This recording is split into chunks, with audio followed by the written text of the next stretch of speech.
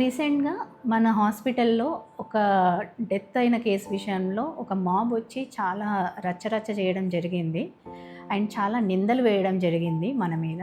So, ఆ నిందలు ఎంతవరకి నిజాలు, నిందలేంటి, నిజాలేంటి ఇవాళ మీకు చెప్పాలనుకుంటున్నాను.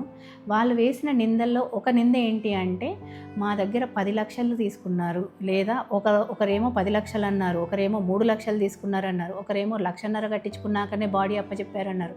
ఇలా ఒక్కొక్కరు ఒక్కొక్క ఫిగర్ చెప్పారు. యాక్చువల్లీ వాళ్ళు కట్టిన బిల్ అమౌంట్ ఎంత అనేది చూస్తే, వాళ్ళు అడ్మిషన్ అయిన రోజు 21 నవంబర్ ఆ రోజు వాళ్ళు కట్టిన అమౌంట్ 10,000. అండ్ వెంటిలేటర్ పేషెంట్, ఆ పేషెంట్ ఉన్నది కూడా సివియర్ ఏమంటారు మన సెప్టిక్ షాక్ అంటే ఇన్ఫెక్షన్తోని అడ్మిట్ అయిన పేషెంట్, బాగా సివియర్ డిసీజ్లో అడ్మిట్ అయిన పేషెంట్. ఆ పేషెంట్ వాళ్ళ అడ్మిషన్ అప్పుడు కట్టిన బిల్ 10,000.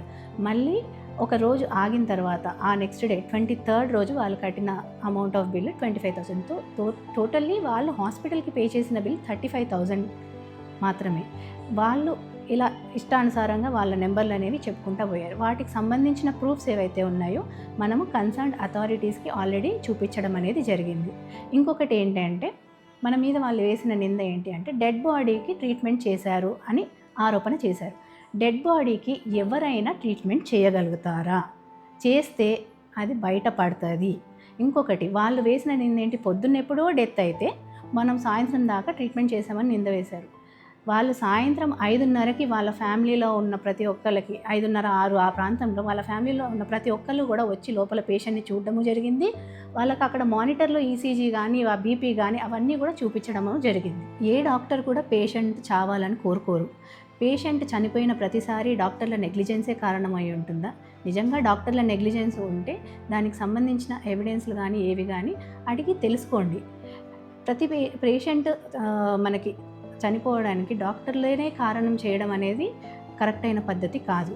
ఆ డిసీజ్ తీవ్రత ఏంటి, దాన్ని వల్ల వచ్చే నష్టాలేంటి, అవన్నీ మనం ప్రాపర్గా ఇన్ఫామ్ చేసి అన్నీ చెప్పి చేసిన తర్వాత కూడా ఇలాంటి నిందలు వేయడం చాలా బాధాకరం. మనకి జ్వరంతో వస్తే చనిపోతారా? జ్వరం అనేది ఎంతటి పెద్ద ఇన్ఫెక్షన్కైనా మనకి ఫస్ట్ ఇండికేషన్ అనేది జ్వరమే ఉంటుంది. మన బాడీ ఇచ్చే ఫస్ట్ రెస్పాన్స్ జ్వరం. ఎంతటి పెద్ద ఇన్ఫెక్షన్ అయినా మన బాడీ ఇచ్చే ఫస్ట్ రెస్పాన్స్ జ్వరమే ఉంటుంది.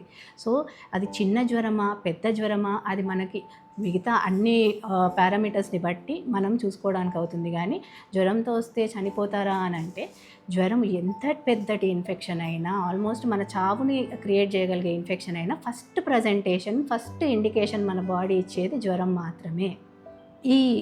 దీనికి సంబంధించిన ప్రూఫ్స్, సీసీటీవీ ఫుటేజ్ కానీ వాట్ ఎవర్ ఇట్ ఈస్, మనము కన్సర్న్డ్ అథారిటీస్కి ఆల్రెడీ సబ్మిట్ చేసినాము. అండ్ రిగార్డింగ్ కేసు, ఈ కేసు ఏంటి అనేది అంటే,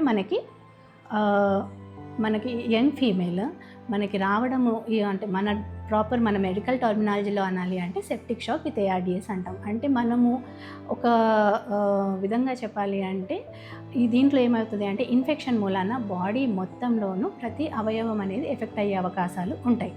సో దానివల్ల ఆమె ప్రాణం అనేది కోల్పోవడం జరిగింది. దానికి సంబంధించిన ట్రీట్మెంట్ కూడా యాజ్ పర్ గైడ్ లైన్స్ మనము ప్రతి ఒక్కటి కూడా సమయానుకూలంగా కరెక్ట్గా వెళ్ళినాము. ప్రతిదీ వాళ్ళకి ఇన్ఫామ్ చేసి వాళ్ళ ప్రాపర్ కన్సెంట్స్ తీసుకొని ప్రతిదీ మనము యాజ్ పర్ గైడ్ లైన్స్ వెళ్ళినాము. సో ఈ విషయాల్లో కూడా వాళ్ళు వేసిన నిందలకి మనము దానికి సంబంధించిన ప్రూఫ్స్ అన్నీ కూడా, ఇంక్లూడింగ్ మన కేస్ షీట్స్ కానీ, లేకపోతే వాట్ ఎవర్ సీసీటీవీ ఫుటేజ్ కానీ, మనం వాళ్ళకి చేసిన వీడియో కౌన్సిలింగ్స్ కానీ, అన్ని ప్రూఫ్స్ కూడా మనము కన్సర్న్డ్ అథారిటీస్కి సబ్మిట్ చేసినాం.